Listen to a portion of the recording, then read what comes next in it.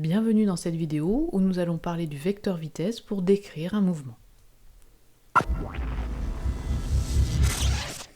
Un bref rappel de ce que nous avons vu dans la précédente vidéo, le point M a pour coordonnées x de t, y de t, l'équation de la trajectoire c'est y de x et les équations de position x de t, y de t.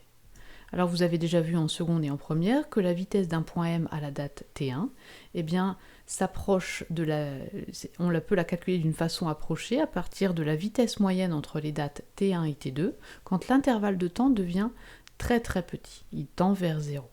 Eh bien, l'objectif de cette vidéo, en terminale, est d'avoir une méthode pour calculer exactement, et non de façon approchée, la vitesse à chaque instant, donc à chaque date. Un petit rappel, le vecteur vitesse possède deux coordonnées, bien sûr, comme tout vecteur dans un repère cartésien. Et donc on a Vx de t1 et Vy de t1. Voici les notations utilisées pour le vecteur vitesse. On va s'intéresser à la coordonnée suivant y. Voici les coordonnées donc du vecteur déplacement, mt1, mt2.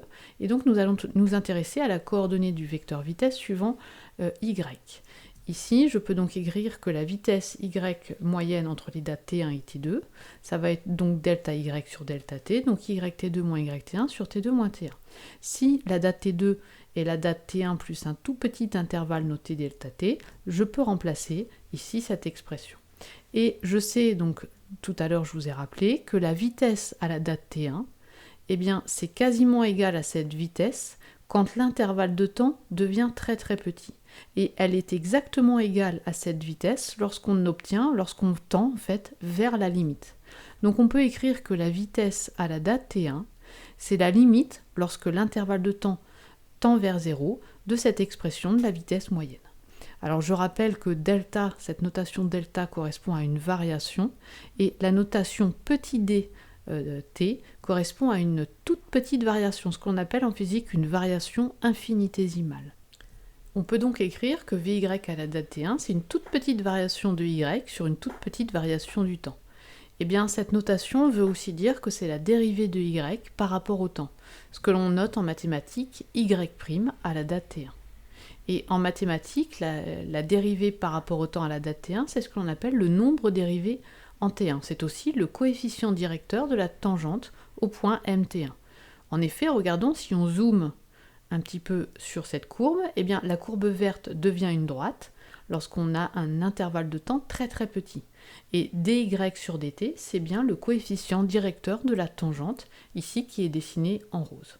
Donc si on veut la vitesse à la date t1, eh bien il suffit de calculer le coefficient directeur de la tangente en mt1. On a donc maintenant une méthode pour calculer exactement la vitesse à la date mt1. Alors on peut également le faire autrement, on peut aussi utiliser les équations horaires de la position, et comme Vy c'est la dérivée de y par rapport au temps à la date t1, eh bien on va dériver l'expression de y par rapport au temps. Vous avez vu en mathématiques la notion de dérivée.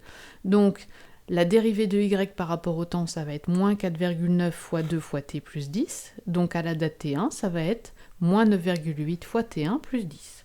Je remplace à la date t1, et je trouve une vitesse à la date t1 de 11 mètres par seconde. J'ai donc maintenant une méthode qui me permet de déterminer la valeur à la date t1 et non d'avoir une valeur approchée.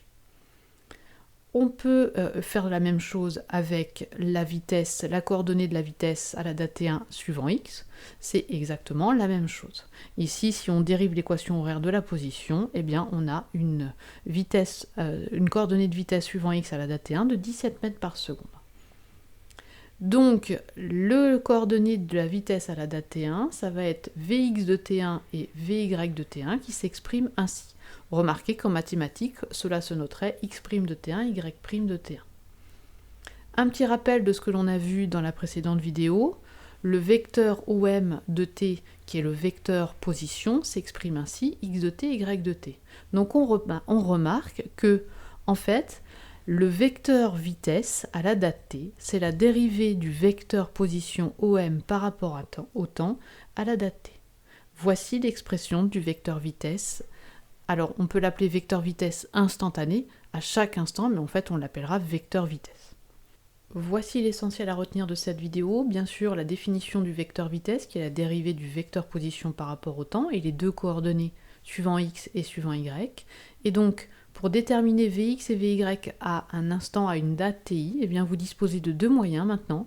Soit vous dérivez les équations de position à la date ti, et vous faites le calcul, soit vous prenez les graphiques des équations de position et vous calculez le coefficient directeur de la tangente en mti de y de t et de x de t. Voilà pour cette vidéo, et je vous dis à bientôt.